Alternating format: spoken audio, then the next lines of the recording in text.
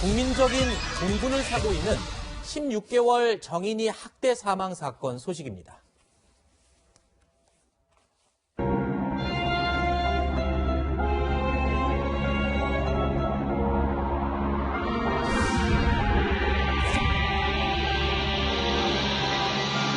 나한테 빨리 가자든가, 뭘 해야지, 접촉을 하든가, 뭘 해야 되는데, 전혀 그런 게 없는 거야. 그러고 나서 이제 내가 119 불러라. 그걸 하니까 119가 빨라요? 택시보다 빠를까요? 이래.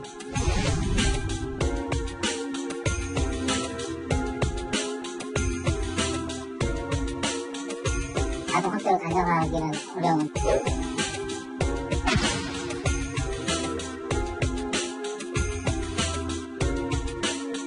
상담 기록들을 좀 검토해 보니까 상담이나 아니면 가정방문이나 이런 했더니 지금 벌써 20차가 넘었더라고요.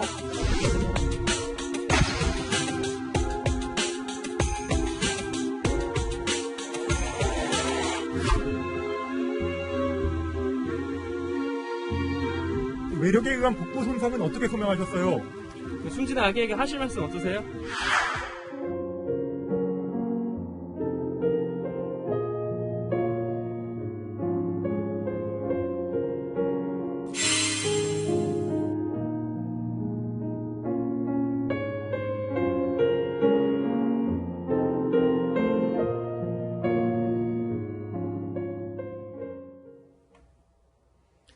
네, 이번 이야기는 김성환 시사평론가 그리고 이두화 변호사 두 분과 함께 이야기 나눠보겠습니다. 고맙습니다.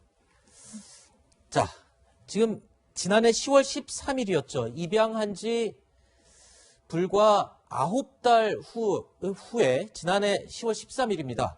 양부모의 학대로 사망했던 16개월 정인양. 당시에 저희 채널A가 입수했던 정인양 사망 당일 오전의 CCTV 화면을 잠시 보시겠습니다.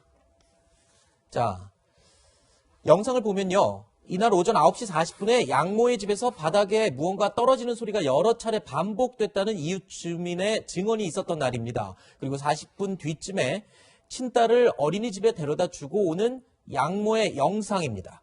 속옷 매장 앞에 잠시 멈춰 서기도 하고 또 가면서 휴대폰에 몰두하기도 하는 모습인데요. 집에 16개월 된 위독한 목숨이 오락가락하는 딸을 둔 부모라고 하기에는 급박함이나 조급함이 전혀 느껴지지 않는 아주 태연스러운 모습입니다. 자, 전날이죠. 10월 12일에 정인양을 본 어린이집 교사의 증언이나 이 사망 당시에 응급실에서의 정인양을 진료했던 의료진들의 말을 들어보면 정말 끔찍한 상황이었다. 심지어 어떤 의사 선생님은 이런 표현을 했어요. 교과서에나 나올 만한 상태였다라고 하는데 도대체 상태가 어떻기 때문에 교과서에 나올 만하다 이런 말이 나왔던 건가요? 이제 CT나 X선 검사 결과도 있었다고 하는데요. 그게 아동학대 사례로 의학 교과서에 실릴 만한 수준이라고 말을 하고 있고요. 네. 이제 사실 이 말을 하기가 너무 안 좋은데 이제 교통사고나 높은 곳에서 추락하지 않는 한 이렇게 장기가 그렇게 파열되는 건 없다는 거예요. 근데 네. 그런 정도의 충격을 가한 지금 아이가 이제 만으로 두 돌이 안 됐죠, 그죠? 그렇죠. 예, 그러니까 지금 저희가 말을 하면서 아마 여성 변호사회에서도 여기에 대해서 성명서를 그렇죠. 오늘 냈는데 냈죠. 지금 이제 그리고 이 아이가 이제 잠들어 있는 곳에 엄마들이 애들을 데리고 가서 꽃을 많이 갖다 놓으시는데 아마 저희 또래나 저희보다 조금 젊은 네. 여성분들도 이 얘기를 하면 네. 제가 좀 그러니까요. 이런 모습을 보이는데 이게 마음이 울컥하는 그런 네. 게 있을 수밖에 없는데 네. 정말 아동학대 교과서 사례로 실릴 정도라고 네. 하니까요. 그러니까 장기까지 다 그렇게 파손을 입을 정도였다고 합니다. 네. 네, 그렇군요. 제가 첫 질문을 김성환 평론가님께 드릴까 하다가 제가 이두화 변호사님께 드렸는데 지금 말을 제대로 잊지 못하시고 울컥하셔서 자, 정인이가 떠올라서 아마 그럴 텐데 지금 이두화 변호사님뿐만 아니라 지금 온 국민들이 변호사님과 같은 느낌을 그리고 같은 공감을 하고 있을 겁니다. 그래서 이 정말 화를 참을 수가 없는 그런 상황인데요. 아까 그 CCTV 영상에 보면 너무나 태어난 모습으로 친자식은 어린이집에 데려다 주고 이 장 구경하면서 오는 그런 모습을 볼 수 있었어요. 이 모습 때문에 더 지금 공분을 사고 있는 거죠. 그러니까 아이를 둔 부모라면 뭐 아이를 두지 않은 부모도 역시 마찬가지겠지만요. 저런 모습을 이해할 수가 없죠. 그렇죠. 이거는 남의 자식이고 제 자식이고 이런 문제를 떠나는 문제라고 생각합니다. 가장 기본적인 어떤 사람의 인성에 관한 문제이고 인격에 그렇죠. 관한 문제인데요. 그러니까 그런 기본적인 것조차 지키지 않았다 이런 걸 좀 알 수가 있는데요. 방금 전에 이두하 변호사께서 지금 그 아이의 상태를 설명하려고 그러다가 지금 눈물을 좀 보이셨는데요. 그러니까 지금 아이가 그 췌장 같은 경우가 이렇게 절단이 되기 위해서는 굉장히 높은 곳에서 추락하거나 이 정도의 아주 강력한 충격이 그렇죠. 있어야지 네. 그 정도가 가능하다고 하는데 네. 의료진이 보기에 도저히 이해가 안 됐다는 거예요. 네. 그래서 피가 거꾸로 솟는 심정이다 이런 표현까지 지금 사용하고 있는데요. 그리고 또 아이가 온몸에 멍투성이었다고 하고 네. 갈비뼈를 비롯해서 여러 곳이 뼈가 부러질 정도였다고 합니다. 음흠. 근데 이걸 어떻게 뭐 그냥 아이를 떨어뜨려 가지고 받을 수 있는 충격 정도라고 이해할 수 있는가? 그 부분에 대해서도 많은 국민들이 아마 납득을 못하는 것 같습니다.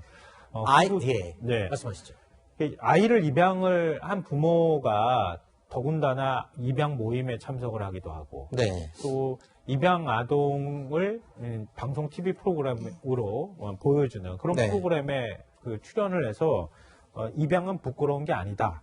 뭐 축하받을 일이다. 이런 표현까지 사용했다고 하는 그 이중성에 많은 분들이 또 분노하는 것 같습니다. 좀 뻔뻔스러운 모습이죠. 결과적으로 지금 두고 보면 정말 뻔뻔하기 그지없는 그런 이 양부모의 행태에 더욱 분노를 금치 못하는 것 같습니다. 자, 그리고 아이를 키워본 부모라면, 그리고 그 아이가 다친 것을 경험해 본 부모라면, 어른이라면 아마 다 이 느낌을 아실 겁니다. 보통 부모님들은 아이가 아프거나 위독하면 앞을 볼 수 없거나 방향 감각을 잃어버릴 정도로 당황을 하는 게 정상적일 텐데요. 자, 아이가 숨이 넘어가는 의식을 잃은 상황에서 아이를 안고 택시를 타고 가던 이 정인이 양모의 태도는 이해할 수 없었다고 합니다. 바로 그 택시 기사와의 인터뷰 내용 들어보시죠. 오빠, 이제 아기가 숨을 안 쉬어. 그러더라고요. 그래서, 왜 돌아다 봤죠. 약간 부자연하게 뭘 하시더라고, 호흡을. 건너편에서 이제 차가 오는 거야. 이거 양보 좀 해달라고 실갱이를 좀 했지. 그 애기 엄마가 뭐 한마디 좀 거들던가 뭐 해야 되는데 아무 소리는 안 하는 거야. 같이 따라가는 척 하더니 나중에 다시 이제 차에 와서 자기 소지품을 챙겨가지고 나한테 요금까지 신경 써주면서 이렇게 하니까. 변호사님 지금 좀 감정이 네, 추스려지셨는지 모르겠는데 네. 바로 저 부분도 저도 이 관련 기사를 준비하고 이 취재 내용을 확인하면서 이해할 수 없는 부분이었습니다. 아이가 숨이 넘어가는 순간인데 네. 구급차가 아닌 택시를 불러 타고 네. 또는 택시 맞은편에 차가 와서 갈 수 없는 상황이 됐는데 오히려 택시기사가 실랑이를 하고 애 엄마는 가만히 있었던 상황. 기사님도 이해할 수 없는 상황이었다고 얘기하고 있거든요. 예, 사실 기사님 입장에서도 인터뷰를 결심하기까지가 쉽지가 않았을 거예요. 근데 그렇죠. 얼마나 어이가 없고 또 이런 부분을 알려야 된다고 생각하셔서 이제 이번 달부터 재판이 또 시작되거든요. 네네. 그래서 이제 용기를 내주신 것 같은데요. 좀 전에 앵커께서도 말씀하신 바와 같이 아이가 아프면 그 부모는 방향 감각조차 잃죠. 그러니까 아이가 아픈 대신 아파줄 수 없으니까 그리고 말이 의사소통이 제대로 안 되잖아요. 표현이 잘 안 되는 이런 어린아이들이 아픈 경우에 부모는 정신이 나가죠, 사실은. 그렇죠. 예, 정신이 나가는데 정신이 나가서 뭐 아무 말을 못 한다든가 당황해서 이런 건 전혀 아닌 것 같아요. 그러니까 네. 그러니까 그 기사분 말씀처럼 이렇게 차가 막혀서 못 간다면 발을 동동 구르면서 정말 이거 우리가 내려서 들쳐업고 아기를 안고 뛰어가는 게 더 빠를까? 그게 일반적인 네, 뭐 부모의 이런 모습이죠. 고민을 네. 하는 게 정상이죠. 가만히 있는 게 아니라. 그렇죠. 아니 뭐 여기서라도 구급차를 불러야 되나? 네. 뭐 이런 고민을 해야 되는데 그런 모습은 전혀 안 보이고 아까도 저희가 첫 번째도 언급이 됐습니다만 큰딸은 아이가 아파서 아픈 동안에도 큰딸은 그냥 어린이집 보내고 그다음에 돌아오는 길에 그냥 볼일도 어느 정도 보고 일상생활 그대로 급박한 모습을 보이지 않는 걸 보면 이걸 다 조합하면 아이에 대한 애정이 전혀 없었던 건 당연 이렇게 확실히 알 수 있고요. 네. 그뿐만 아니라 아이를 수단같이 생각했던 거 아닌가. 그래서 저희가 나중에 입양에 대해서 뭐 절차, 사후 그렇죠. 관리 얘기를 하게 되겠지만 네. 뭐 어떤 그런 보조를 받거나 이런 수단으로 생각하지 않고 생명체로 생각했으면 네. 저렇게 할 수는 없겠죠. 자, 정인양 사건이 꽤 오래 전에 알려졌습니다. 몇 달 전에 알려졌지만 또다시 사회에 이 회자가 되고 있는 이유 중에 하나죠.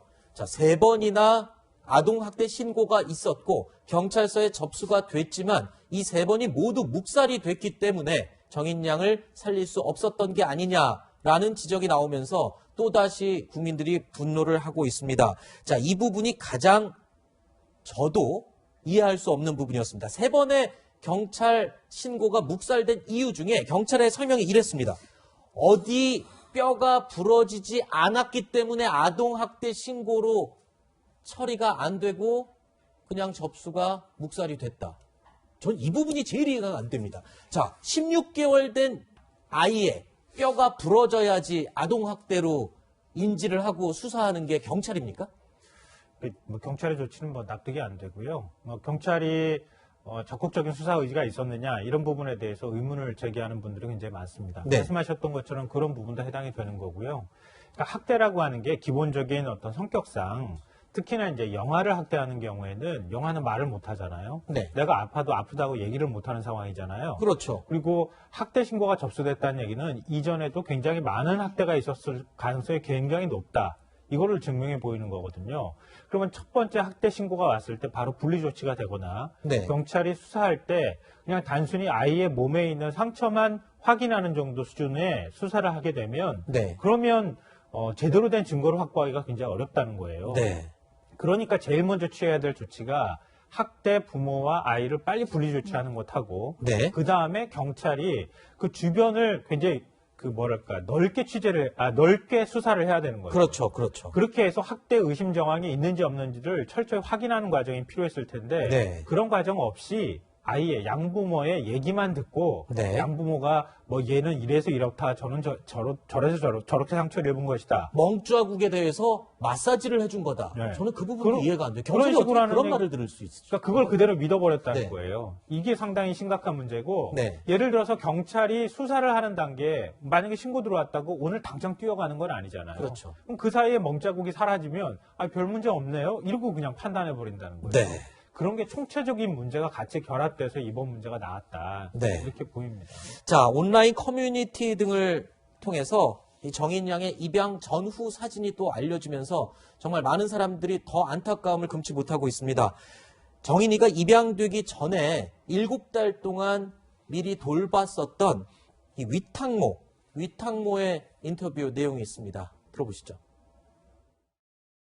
8일째 되는 날 저한테 왔습니다. 아주 먹기도 잘하고 아주 건강한 채로 왔어요. 정인이는 워낙 건강한 아이로 왔어요. 사과, 바나나 이런 과일 종류도 갈아서도 먹고 바나나 같은 건 베어서도 먹고 활동성 있고 아주 유쾌한 아이였어요. 눈만 마주쳐도 싱긋싱긋 웃고 아주 너무 잘 웃는 아이였거든요. 이유식을 뜨거운 거를 전자레인지 돌려서 뜨거운 거를 식히지 않고 그냥 뜨거운 채로 아이한테 먹였다고 그러더라고요. 왜 아이가 막 울 거 아니에요. 뜨거우니까 못 먹고. 그러면 주변에서 이제 아는 지인들이 뜨거우니까 식혀서 먹이라고 그러면 괜찮다고 그러면서 아이가 우는데도 그걸 그냥 먹이더라고 그러더라고요. 자, 뜨거운 음식에 가장 취약한 게 어린아이들 아닙니까? 초등학교 5, 6학년이 돼도 네. 우리 어른들이 먹을 땐 미지근한 음식도 아이들은 5, 6학년짜리 아이들도 뜨겁다고 느끼는 게 이 아이들인데 뜨거운 이유식을 16개월 아이한테 우는데 그냥 먹였다. 이거 자체도 학대인 것 같아요. 그렇죠, 이두아 변호사님? 네. 그 위탁모가 좀 전에 얘기를 하셨지만 본인한테 있는 동안에는 감기 한 번 안 걸리고 건강했다. 그렇죠. 이런 얘기도 하는 것 같더라고요. 근데 지금 말씀하신 것처럼 이 뜨거움이 아까도 그 평론가님도 말씀하셨는데 이제 영아는 의사 표현을 못 하죠. 이게 네. 뜨겁다라고 말을 못 하고 울었을 거예요. 그죠? 아니면 그렇죠. 못 먹거나. 그런데 이제 주변에서도 시켜서 주라고 하는데도 이렇게 하고 그다음에 그러니까 이런 여러 가지 사람들의 진술을 위탁모도 들었고 지금 이렇게 언론의 취재를 통해서도 여러 사람들의 얘기를 들어서 알 수 있는 거 아니에요. 아동학대 네네. 정황을. 그리고 두 번째 신고는 시민이 신고를 한 거예요. 그렇죠. 그죠? 두 번째 신고도. 그렇다면 저희가 뒤에도 얘기를 하겠지만 5월, 6월, 9월인데 네. 그 양천 경찰서라는 데가 아동 청소년과의 수사팀이 4개밖에 없어요. 근데 네. 이 4개에서 3팀이 했다는 거예요. 각각 아하. 3개 팀이 했다는데 3번의 신고를 다 다른 팀이 한 번씩. 팀에서 했는데 이런 거조차도 시스템이 안 갖춰진 거죠. 같은 아이, 같은 그 가해자가 이제 계속 이게 신고가 들어오면 한 팀에서 계속 하는 게 연속성 상이 있고 그 다음에 또 뿐만 아니라 이제 축적이 되죠, 데이터가. 그렇죠. 그래서 빨리 아이에 대해서 파악하고 조치를 취해주기가 쉬울 테니까 이런 부분에 대해서는 경찰에서 정말 그렇죠. 시스템적으로도 본인 수사를 하는 사람의 개인적 역량뿐만 아니라요. 네. 시스템에도 문제가 있는 거고 4개 팀에서 3개 팀이 수사를 하면 이걸 모르겠어요. 이렇게 어린애 수사에 대해서 하는데 4개 팀밖에 없는데 3팀이 각각 다 수사를 했으면 그 사람들이 그 경찰들이 이렇게 어린애가 이렇게 되는 게 뭐가 그렇게 많겠어요. 근데 정말 아무것도 모르고 네. 있었을까요? 변호사님은 지금 그러셨어요. 그러니까 시스템상 어떻게 3개 팀이 또 따로따로 네. 조사를 하냐 이것도 문제지만요. 비효율적이죠. 저는 이런 부분도 또 봐야 될 것 같습니다. 어떻게 3개 팀이 따로 조사를 했는데 3개 팀이 다 맞아요. 심각성을 몰랐냐도 예. 그것도 경찰이 얼마나 이 안일하게 생각했는지를 보여주는 단적인 예가 거꾸로 될 수 있을 것 같거든요. 자, 그렇다면 지금 이야기를 나눠본 그 3개 팀, 그리고 3번의 조사 다 묵살된 뒤에 해당 경찰들에 대해서는 어떤 제재나 뭐 징계가 좀 있었습니까? 12명의 경찰관이 이제 징계 요청을 받은 것 같아요. 네. 그 중에서 7명에 대해서는 그냥 경징계 조치, 주의 정도의 징계도 아니죠, 사실 그거는. 그러니까 그런 조치를 취하고 5명이 이제 징계위원회에 회부가 됐다고 하는데요. 네. 그러니까 그 5명 중에 팀장하고 학대 예방 경찰관이 포함이 되어 있다고 합니다. 네. 근데 지금 시스템 말씀하셨는데요. 시스템이 없어서 그런 건 아닌 것 같아요. 아, 있어요, 그러면 시스템이? 학대 예방 경찰관을 왜 지정하겠습니까? 학대 예방 경찰관이라는 제도가 있군요, 경찰서에. 예. 그러니까 한 구안에서 이런 학대 사건이 굉장히 많이 발생하는 것은 아닐 것 같거든요. 네. 그렇다면 학대 예방 경찰관이 그 담당 지역 안에서 양천경찰서면 양천구 안에 사건들 내용은 대부분 파악할 수 있다는 거예요. 네. 그러면은 같은 동일 사건들이 들어온다고 하면은 학대 예방 경찰관이 이건 뭔가 심각하다, 심각성을 그렇죠. 인지하고 그리고 한 팀에다 수사를 맡기든 아니면 뭐 팀을 보강하든 이런 방식으로 수사를 했어야 하는데 그런 것에 대해서 관심을 안 가졌다는 얘기가 되는 거거든요. 네. 그러니까 들어올 때마다 팀을 별도로 분리시켜가지고 각각의 팀에서 사건을 맡게 하고 그리고 그 각각의 팀에서 일반적으로 학대 사건을 처리하는 뭐 이런 방식대로 네. 그냥 되게 나이브하게 처리한 거죠, 그냥. 그렇죠, 그렇죠. 떠부러지도 않았고, 멍도 뭐 그렇게 심하게 든 건 아닌데, 그러니까 부모가 아까 말씀하셨던 것처럼 마사지 하다가 아이는 멍 괜히 쉽게 드니까, 네. 그건 그냥 멍자국이에요. 아하. 이 정도 얘기를 그냥 들었다는 얘기밖에 안 되는 거거든요. 그렇죠. 그러니까 아무리 시스템을 만들어 놓는다 하더라도, 이런 식의 의지가 없거나 시스템을 제대로 그렇죠. 굴릴 만한 환경이 조성되지 않으면 아무 소용이 없다는 걸 보여주는 사례라고 생각합니다. 자, 실질적으로 이렇게 아동학대를 예방하고 또는 발생 후 사후 조치를 신속하게 하기 위해서는 이 제도가 제대로 작동을 해야 되거든요, 시스템이. 그런데 저는 또 이 부분이 가장 또 이해가 안 되는 겁니다.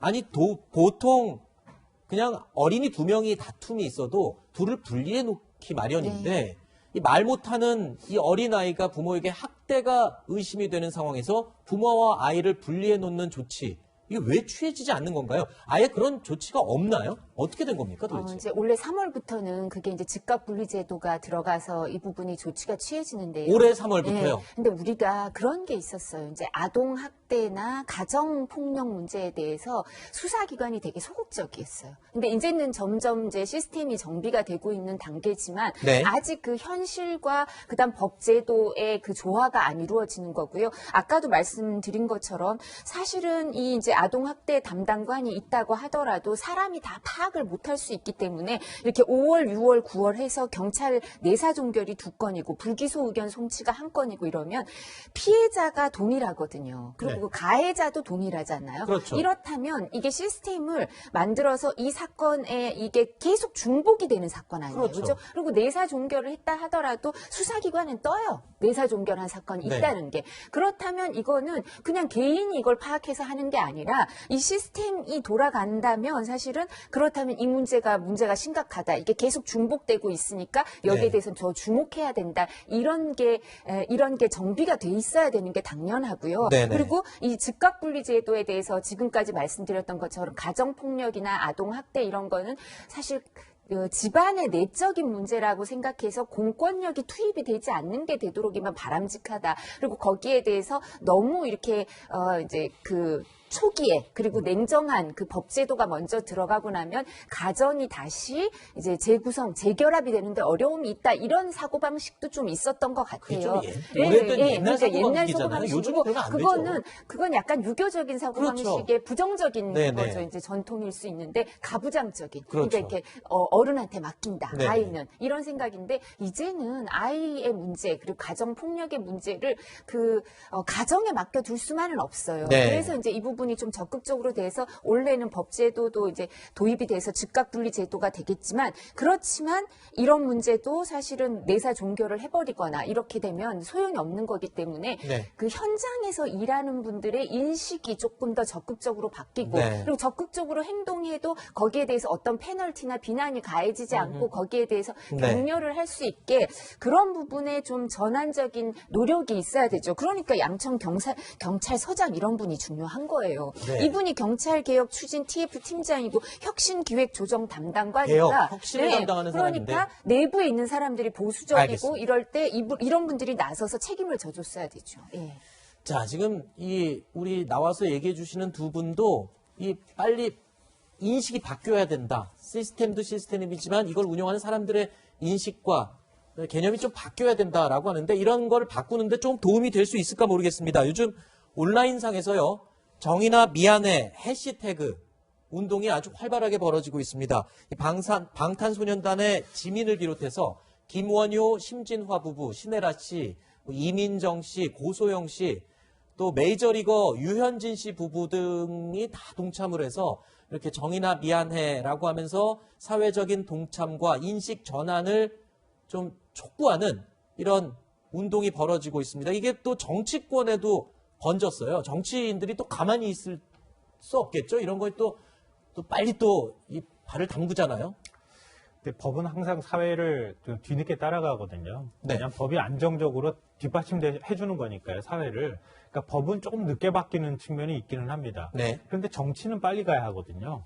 정치는 국민 여론, 국민들이 무슨 생각을 하는지 빨리 읽어낼 줄 아는 능력이 있어야 그래야 네. 정치를 제대로 하는 거 아니겠습니까? 근데 지금 아동학대 사건은 계속 반복되고 있고 학대 사건들은 점점 늘어나고 있다 이런 얘기가 나오고 있거든요. 네. 근데 정치권이 대안을 만드는 거 보면 너무 속도감이 더뎌요. 앞서 네. 말씀하셨던 것처럼 아이를 분리 조치하는 제도가 올 3월부터 이제 시행이 되지만 그것도 의무는 아니에요. 아, 그래요? 예.